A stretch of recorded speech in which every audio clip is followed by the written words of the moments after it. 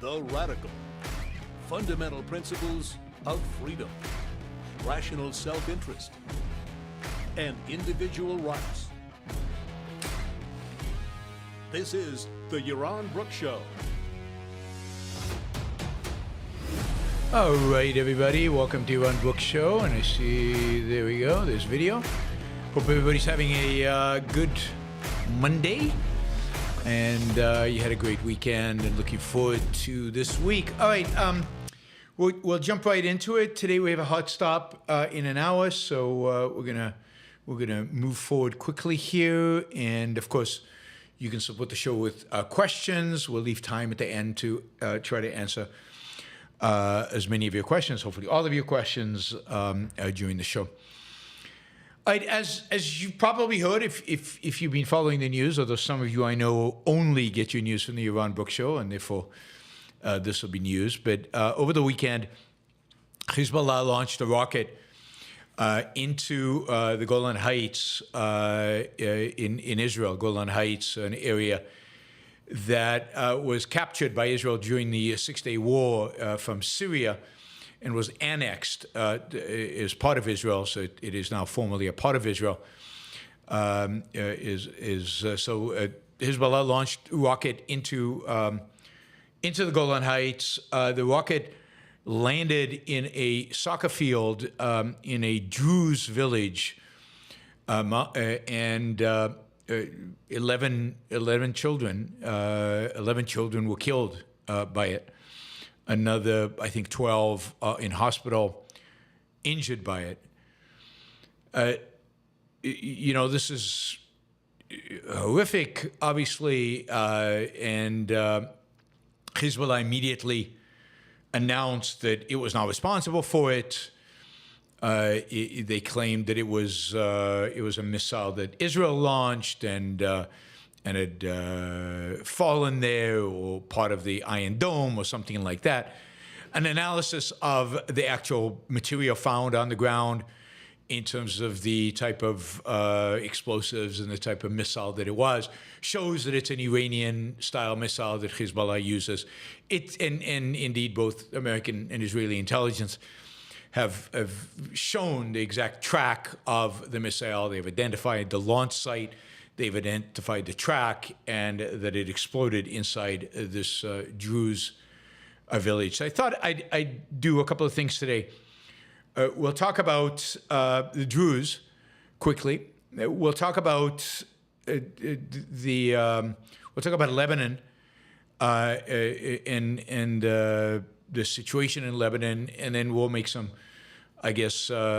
comments on what is to be expected. Israel has responded that it will respond pretty aggressively, although I don't really believe them, but pretty aggressively, and the Lebanese are preparing for a major attack and everything. Although I'm a little skeptical about whether all of that is going to happen. But I thought I'd give you a little bit of a sense of, first of all, who the Druze are, because this was in a Druze village, and I'd be surprised if most Americans know, or Europeans for that matter, know who the Druze are. And then I thought we'd talk about basically the border between Israel and Lebanon, and what you could expect if there is an Israeli land attack into Lebanon, where that would go. So let's just start with the Druze. So this was a Druze village in the Golan Heights. The Druze are a spin-off from Islam going back to the, I think, 11th century. They hold both Muhammad, Jesus, and Moses as their prophets. But a lot of their religion, a lot of the details of the religion are kind of secret. Indeed, most Druze don't know much about their religion. 80% of Jews don't know much about their religion. They follow the 20% who are the anointed, who actually know the religion, and in a sense tell them what to do from a religious perspective. There are about, I think, a million and a half Jews in the world. Most of them are in Syria, and most of them in Syria and Lebanon and Israel. Israel has about 150,000 Jews. most of them in villages around Haifa and the Galilee. Israel also gained some additional Jews when they occupied the Golan Heights and annexed it. So the Jews in the Golan Heights are part of Israel. They can apply for Israeli citizenship. Many of them do not. We can talk about that. But the Jews in the rest of Israel, in the Haifa area, in the Galilee, all Israeli citizens. The Jewish community is the only non-Jewish community that where basically all young men go into the army. So they serve in the Israeli military. They are quite patriotic when it comes to Israel. They are known as committed and courageous fighters.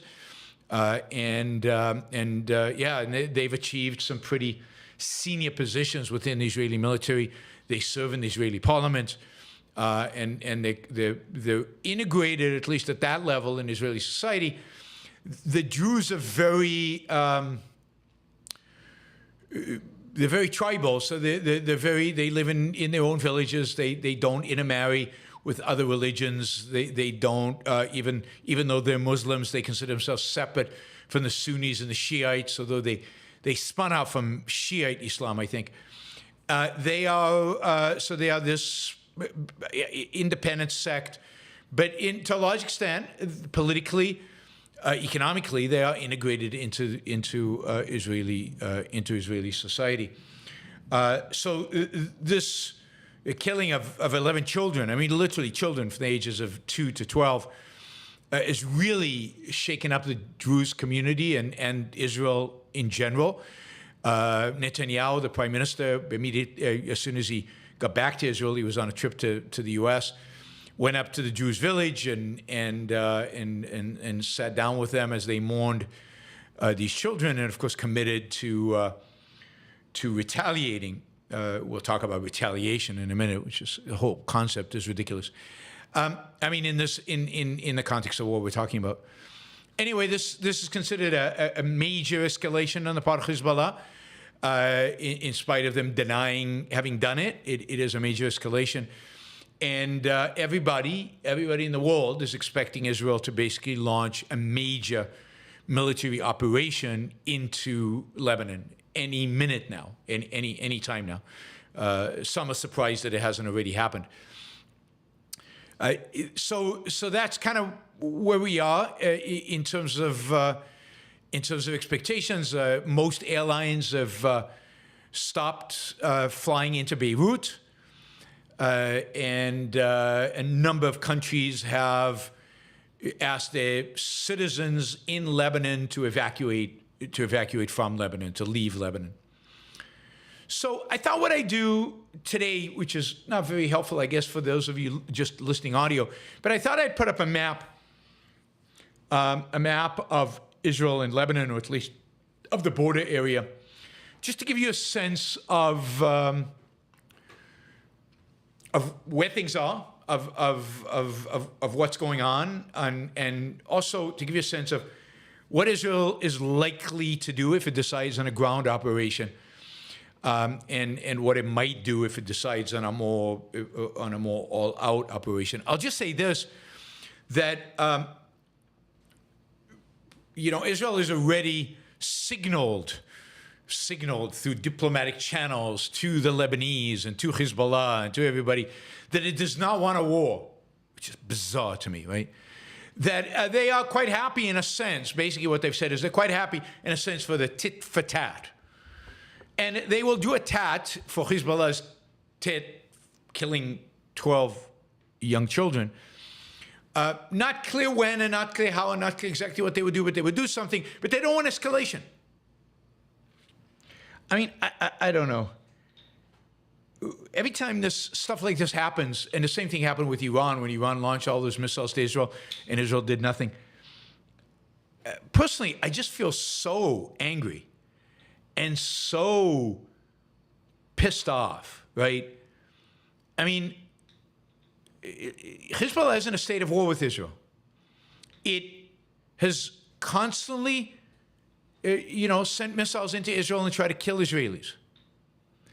It does it every single day. It happened that one of the missiles actually killed some children. but it's trying to kill children every single day. If this doesn't justify wiping them out, I don't know what does.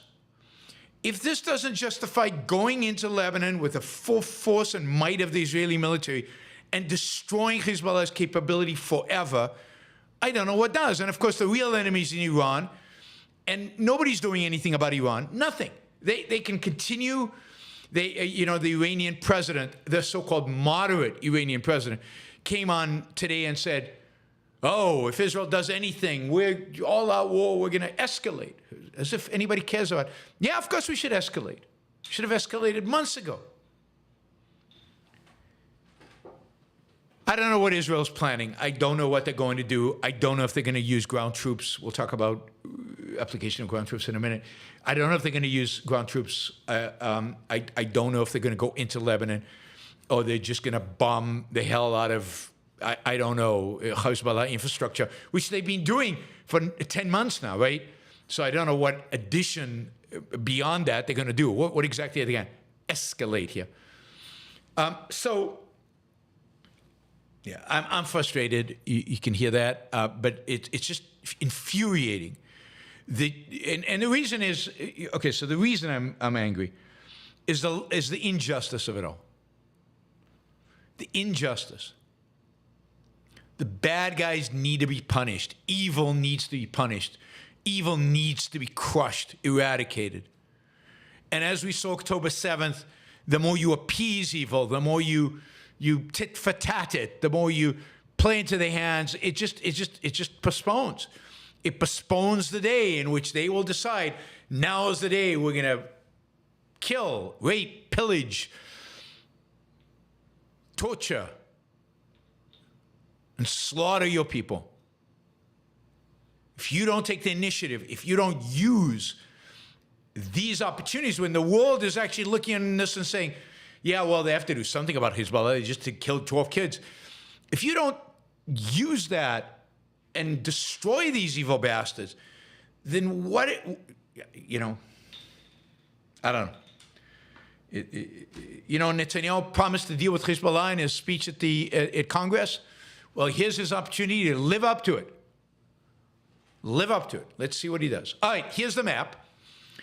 You can see in the bottom left, you can see, let me see if I can get a marker. I might be able to get can't get that marker. One second.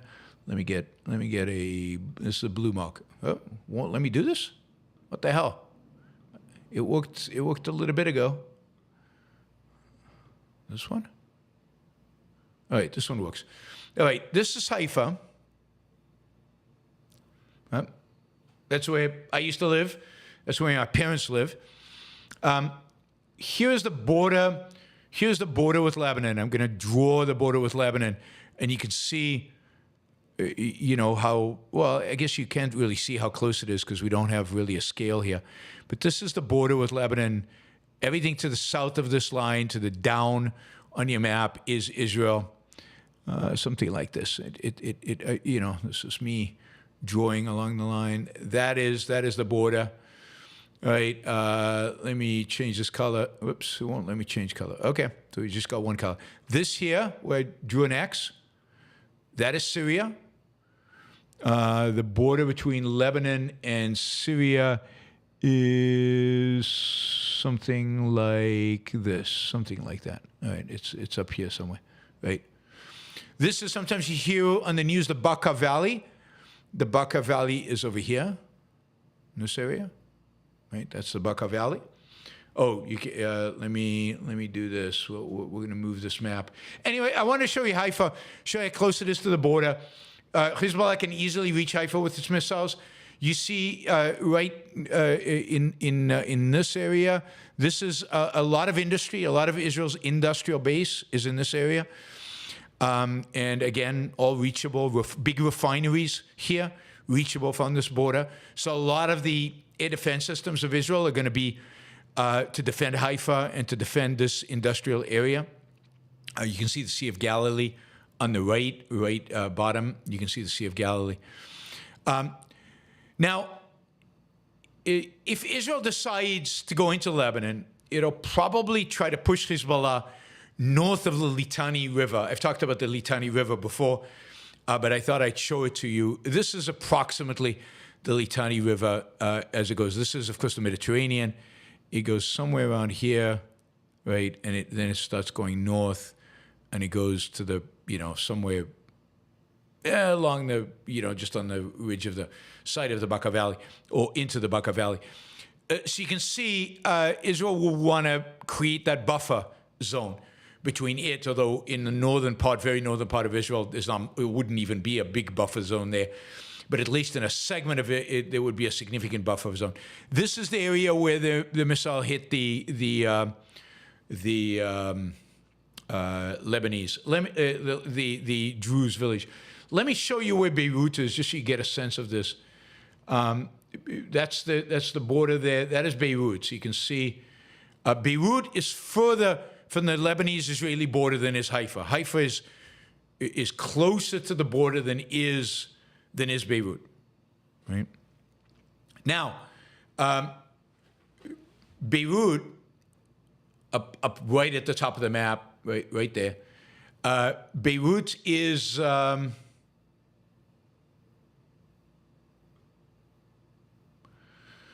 Beirut is where Hezbollah is based. It's where its leadership sits. Nasrallah, the head of Hezbollah, sits there. Its main operational base, its main military bases in Beirut. Israel supposedly has committed to the Lebanese that they will not attack Beirut and that they will not attack the Beirut airport. It just boggles the mind that they made this commitment ahead of time because they don't want to, quote, escalate. They don't want escalation. Sidon and Tyre, so anyway, a long time ago, I basically, so a long time ago, I basically drove from Tel Aviv, Haifa, up the coastal road.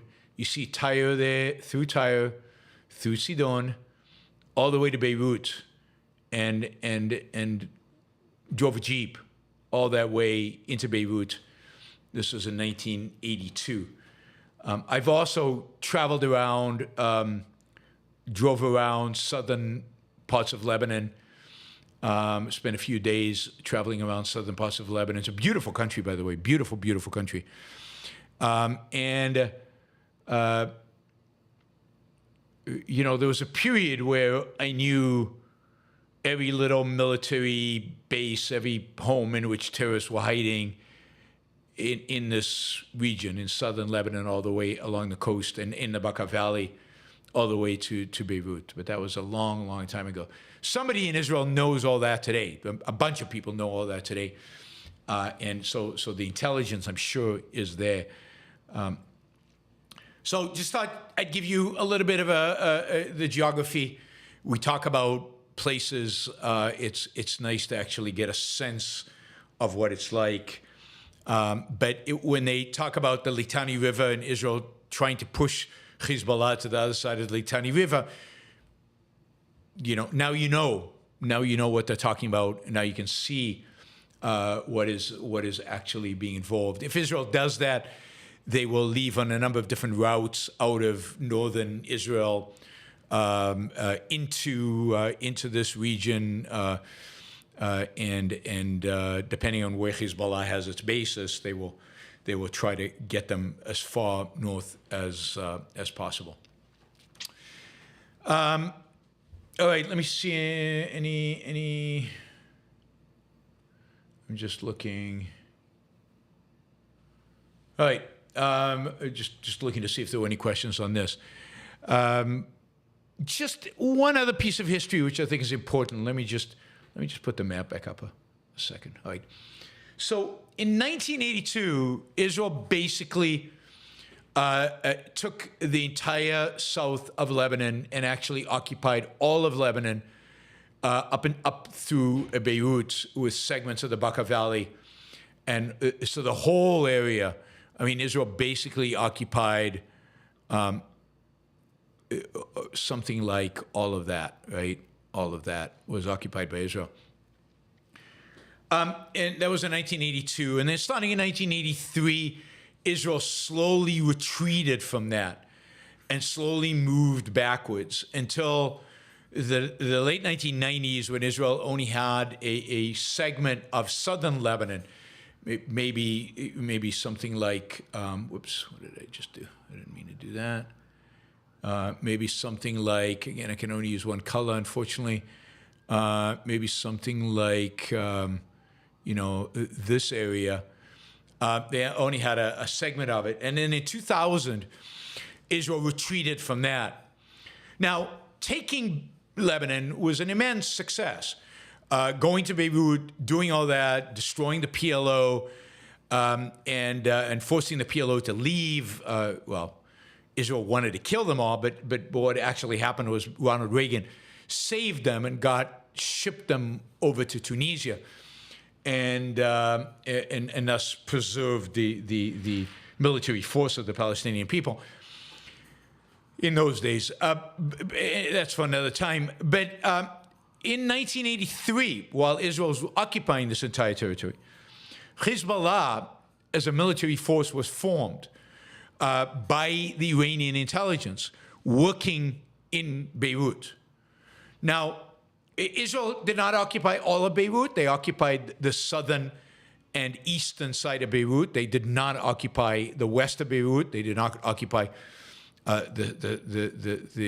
western part or the northern part of Beirut.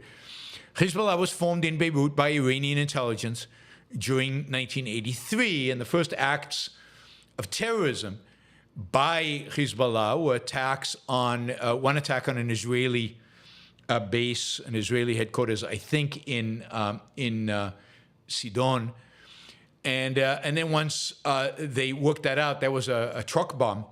They then used the same technique to basically destroy the American embassy in Beirut, and then kill 244 Marines in their barracks in Beirut. That caused the Americans to retreat completely from Lebanon, and that emboldened Hezbollah, and the Iranians poured a lot of money into it to establish themselves, and then they began terrorizing Israel, the Israeli troops that were occupying Lebanon. And you could argue that, at least from their perspective, they drove the Israelis out of Lebanon, even though Israel had no interest in occupying Lebanon and Israel was going to retreat anyway. From their perspective, they drove Israel out of Lebanon, and that is basically the foundation of kind of their confidence and their confidence in doing and doing what they do. They are confident that they can drive Israel, that if Israel occupies Lebanon, they can harass Israel and force them out again. The U.S., by the way, did not retaliate at all for what happened to its embassy, and did not retaliate at all with regard to the Marines that were killed and the embassy that was destroyed. Retaliation, tit for tat. America did not engage in that. It just ran away. And bin Laden cited that example many, many times when he talked about America as a paper tiger. Let's see. So Hezbollah was formed out of that first invasion, and out of course, Iran was relatively young as an Islamic republic. This is the days of Khomeini. That was just in 1979. So 1979, this is 1983, just 4 years after. Hezbollah is one of the great successes of the Iranian regime. Hezbollah has then grown now to basically control Lebanon, to have the strongest military force in Lebanon, and to basically control Lebanon politically and militarily. So it's going to be interesting. Lebanon has a significant Druze population. I'm sure a significant proportion of that Druze population would love to go after Hezbollah. I'm sure Israel is in communication with them to see if they would help retaliate. Not clear they will. Christians in Lebanon are anti-Hezbollah. Even some of the Sunnis in Lebanon are not particularly sympathetic to Hezbollah. So Lebanon could easily devolve into civil war again. It's very close to it anyway. Israel now has to decide what it's going to do. It's been bombing Lebanon, Hezbollah bases in Lebanon, killing Hezbollah military leaders for 10 months now. That has not deterred Hezbollah at all. It can bomb more. I'm not sure what that will do. I think Israel will take extraordinary precautions not to hurt civilians. So what more could they do? What more could they do? So short of a land invasion, I'm not sure what serves as retaliation. So we might know tomorrow morning, we might know, probably know this week what Israel chose to do. Given what it did with Iran,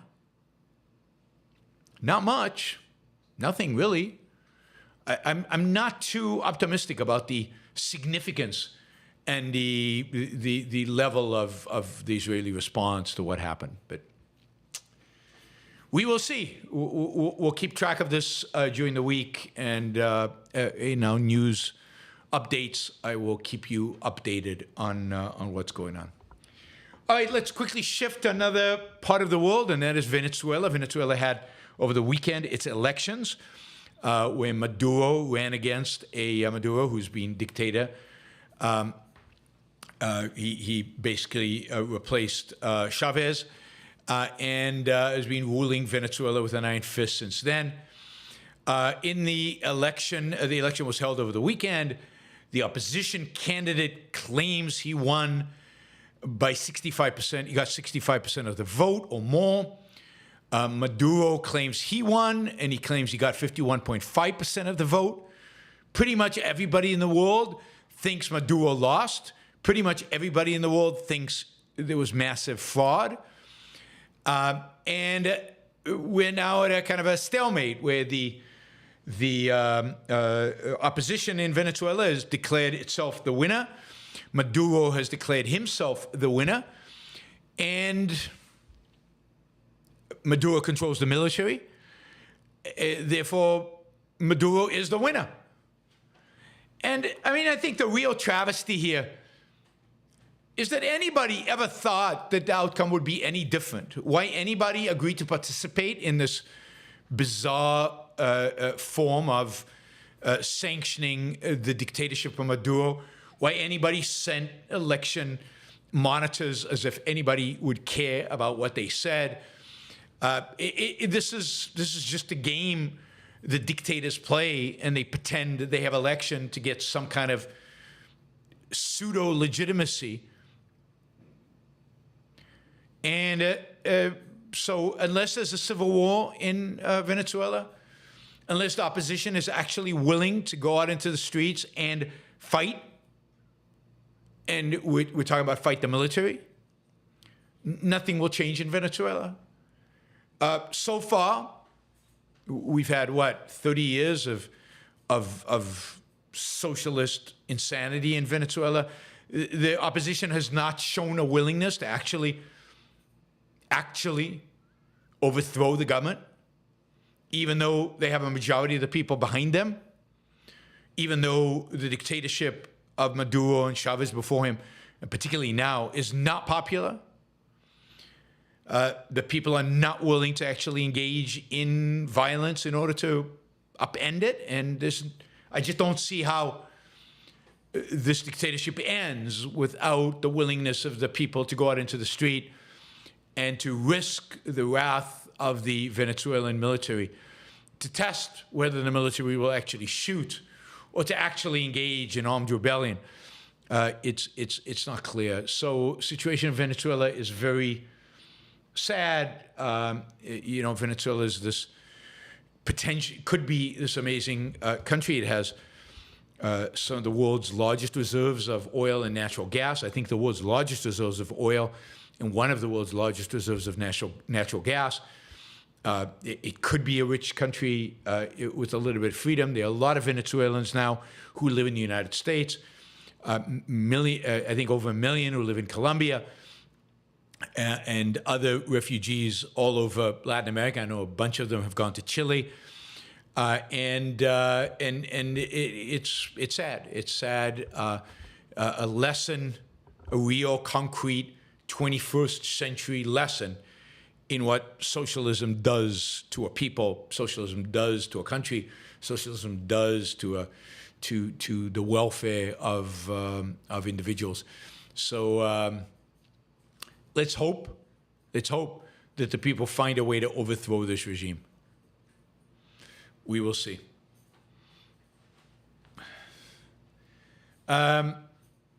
Let's see.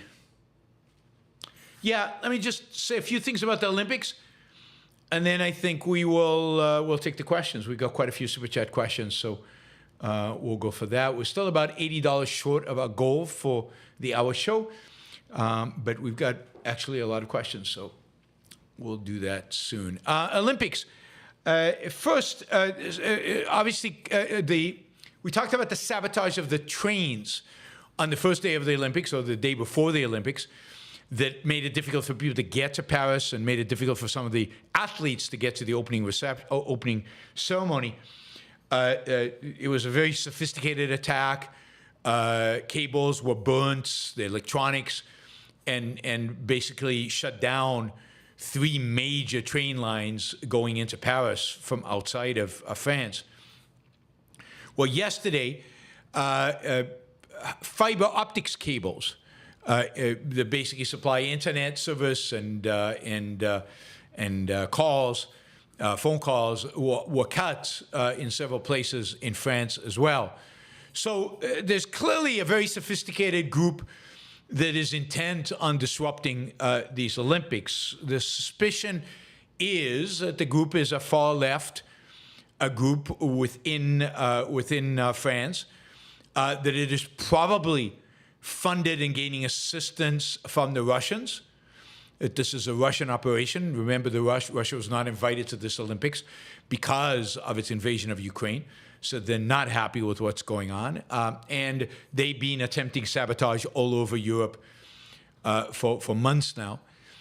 So the suspicion is that these are far left, French with funding and support and maybe operational support, sophisticated operational support from the Russian intelligence. So we'll see how bad it gets. So far, they seem to only be attacking infrastructure. So far, they seem to be doing only things that might inconvenience. We're not seeing yet any attacks that risk the lives of people. There's also, of course, a constant threat of Islamists doing exactly that. I think that is the threat that the French authorities are probably focused on primarily. That's what the security around the Olympics is probably primarily focused on, is the threat from Islamists. Hopefully, the French on top of this, and if the Islamists are planning anything, the French security forces will take care of it. So that's on the negative side of the Olympics. But on the positive side, as always, I find the Olympics unbelievably inspiring. They are an incredible fun to watch.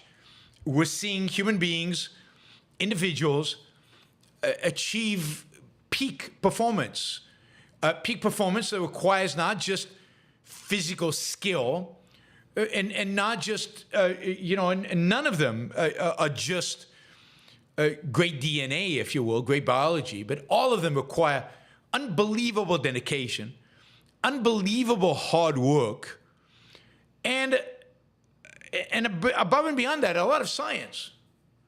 A lot of science goes into optimizing these athletes' performance.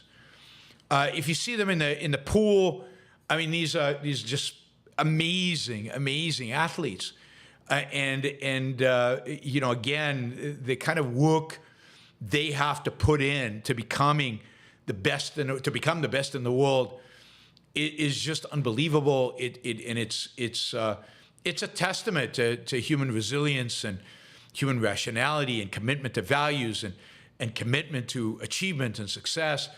And it's sports is one of the few realms in which we see this dedication, and this dedication applauded consistently, and no, there's no equity, there's no intersectionality in the Olympics. It's just achievements. If you see the gymnastics, so the women gymnastics yesterday, I mean, it's just how they do what they do is just stunning. Their ability, the strength that they have, just, I don't know, you see the floor exercises, they leap up into 12 feet up there, and it's just, it truly is stunning to watch them, execute on these unbelievable twists and turns and tumbles up in the air. I almost get sick just watching it. And these girls, and some of them are girls, it's interesting, the gymnastics, they seem to be older than they used to be. It used to be girls. It used to be 15, 16, 17-year-olds. Now, most of them are in their 20s. But, a lot of fun, inspiring, really inspiring. Simone Biles, who is probably the greatest gymnast in history, was spectacular yesterday. And she got injured on a trial, and she had her calf and her ankle taped up. And yet, in spite of this, she got the highest scores for in the all-round, and just was spectacular on pretty much every exercise she did. She could have easily, used the excuse of the injury. But no, I mean, look, and you see them on the balance beam. That's the thing that most amazes me. The focus they have to have. You want to see what focus is? You watch these athletes, and the same as when they get up to jump into the pool, the focus, the concentration, the total commitment, just stunning. And I love it. So and particularly these individual sports like the gymnastics, the swimming, and then we'll see the what do you call it? The running, the different running sports and things like that. I really, really enjoy watching them, and it really is phenomenal. So if you want inspiration, Shali says she's a 4-foot-something woman jumping 12 feet in the air, and landing after doing twists and somersaults in the air and all kinds of other stuff, and landing on her 2 feet. I mean, it's just, it's just amazing. It's just amazing. So it's not just leaping up 12 feet and coming down. It's leaping up 12 feet, doing all kinds of stuff at 12 feet, and slowly coming down and landing on your feet. Unbelievable. So if you want inspiration, watch the Olympics. It's fun. Once every 4 years. I don't watch this. I don't watch it other times, but the Olympics is just, it's concentrated fun. All right, let's jump over to the Super Chat. Let me remind you that we have sponsors. I'll remind you about, this will be the last week I do this, because the We the Living movie is going to be screened on, when is it? On the 3rd of August, which means it is on Saturday. So this coming Saturday, we're going to have the screening of We the Living, the movie, a beautiful reproduction, mint condition. Digitally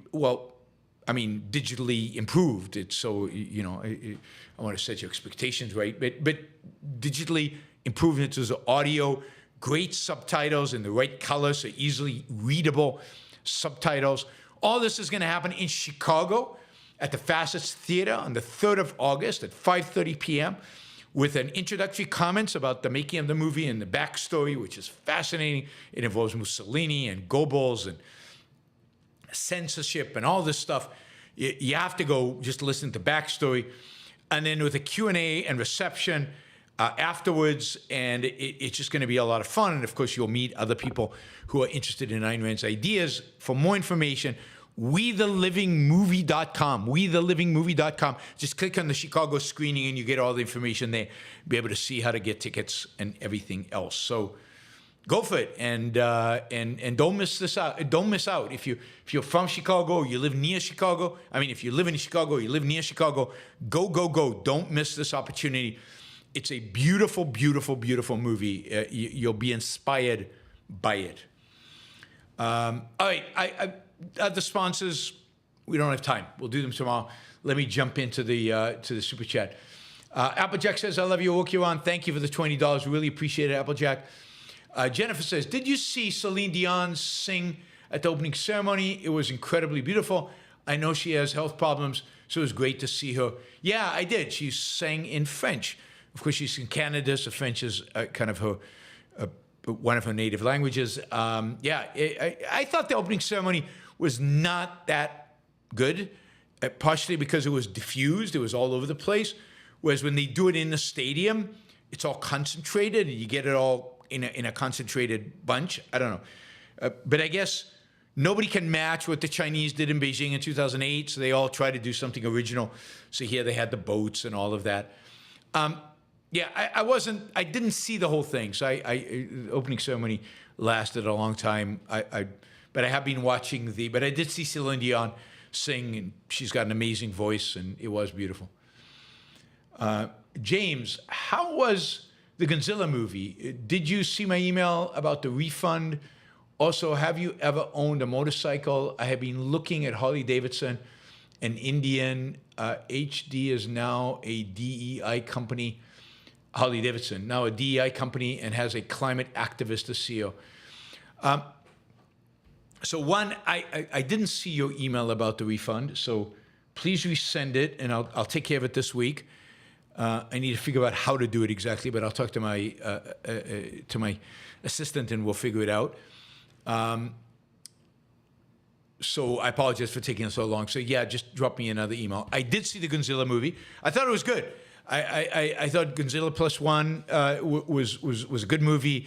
It's a movie focused on characters, and that's its strength. It's a movie that sees the main character kind of go through this transformation, if you will, growth, and you know, I liked the way it ended. I won't try to give it away. I won't give it away if you haven't watched it. -1, Godzilla -1, not +1, and. So it was very enjoyable. You know, it's not going to be my favorite movie of all time, and you know, because it involves Godzilla, and it's just hard to take that seriously. But it is a very character-driven, very heroic.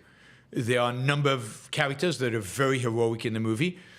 It has a good ending, and the I liked all the main characters, you know, from the scientist to the pilot to everybody else. And I mean, there's some issues there about his initial cowardice. Is it cowardice, particularly given the cause he was fighting for? You have to be a little, if you're Japanese, I guess you're a little ambivalent about how do you read that exactly.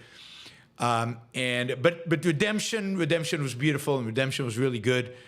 And it worked really well, and the love story was a good love story, and yeah, I really enjoyed the movie. It was a lot of fun and very positive, and it's very, very good, important, valuable that somebody out there is making character-driven movies that are positive, because the character-driven movies that are mostly made by Americans and Europeans are super negative, are super cynical.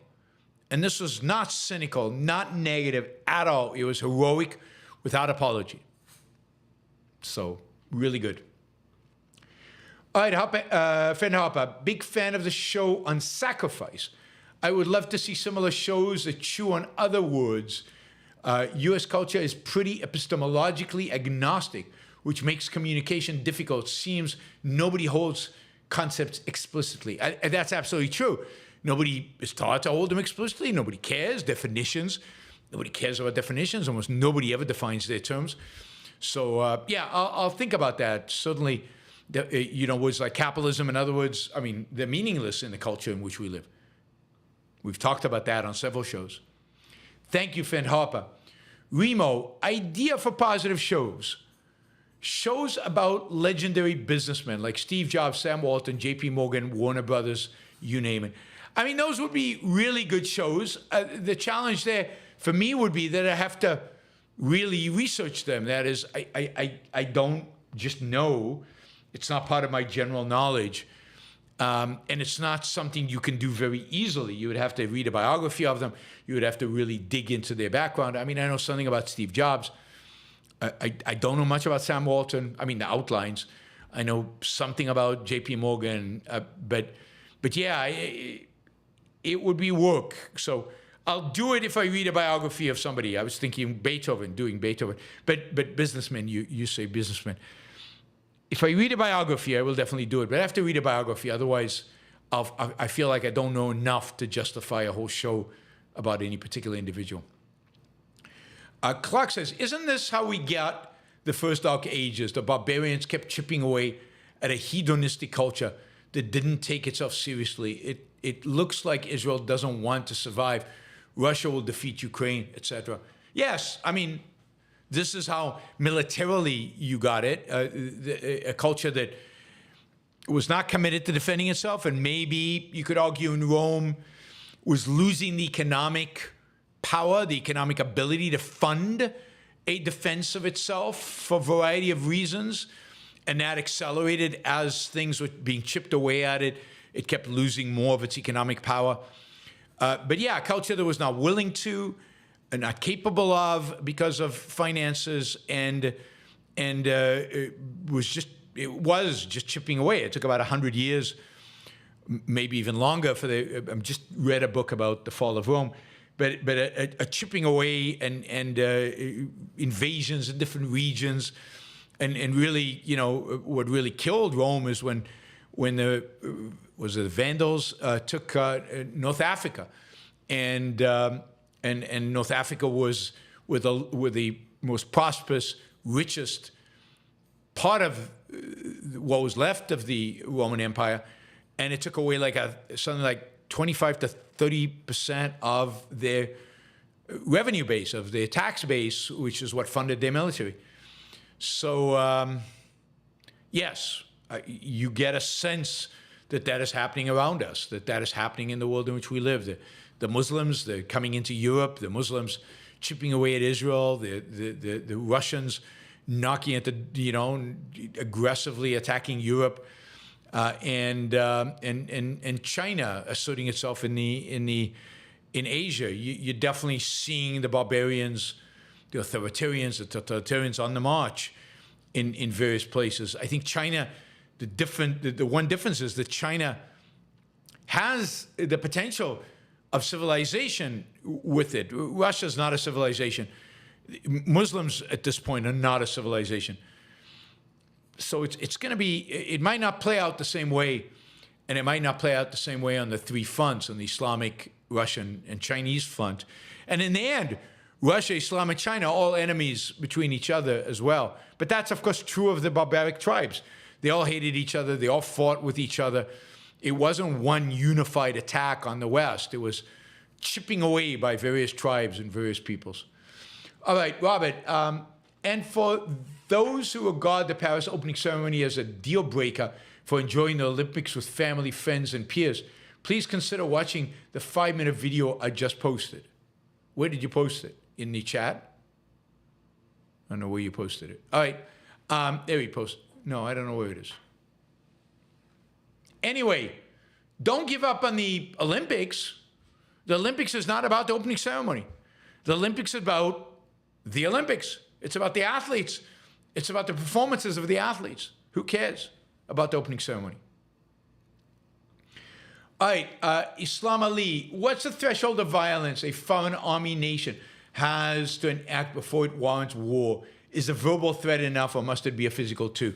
Well, I mean, it depends. This is all very contextual. A verbal threat certainly could, if that verbal threat is not just a roar of a mouse. If there's something backing it up, sure, it could be. So basically, any legitimate threat of violence is an act of war. Any legitimate threat of violence. A threat of violence that, yeah.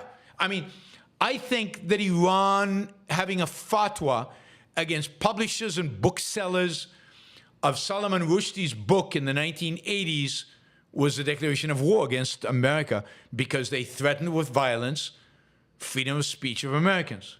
That's enough. That is enough. They don't have to say we're invading America. They have to say we're going to kill Americans in America if they publish this book. That's good enough. That's a declaration of war.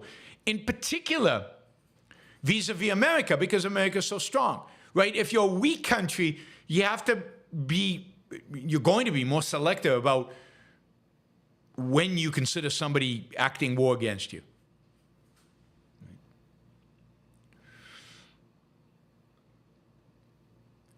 Jake, would you ever consider running for any political office? It seems the issue is the people we need to run for office want nothing to do with it, and the people we don't want to are more than happy to run. But this is the ridiculous thing, right? Nobody wants me to run for office. If I ran for office, I would get what? 1,000 votes at best, right? Who is going to vote for me? Okay, maybe all my subscribers on YouTube would vote for me. 37.7 thousand people. I mean, what would that? That wouldn't even get me dog catcher status. So no, it's exactly the opposite. We get the politicians we deserve. We actually get the people we want.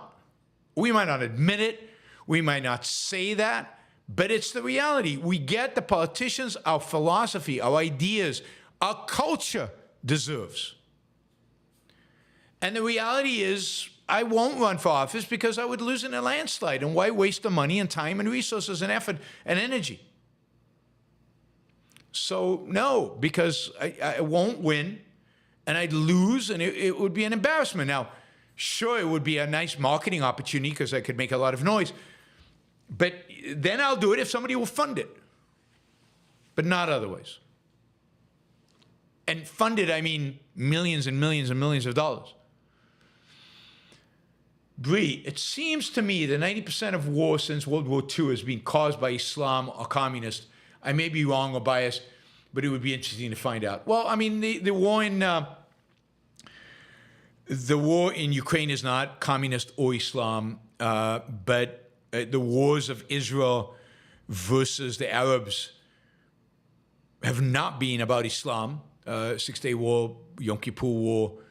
Even the PLO in the 1982 was not about Islam. Wars in Vietnam, Korea was communism. But yeah, so a big chunk of them were, but not, I don't know if it's 90%. I doubt it's 90%. I think it's probably less. Not your average algorithm, the worst pain a man can suffer to have insight into much and power over nothing. Yep. Was October 7th mostly an attack against women?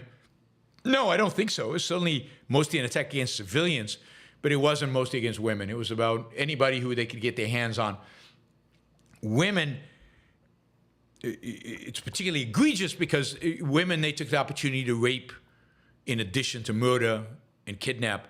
So it's just more horrific what was done to the women. But children, they killed, slaughtered, burnt, tortured children. So women and of course men.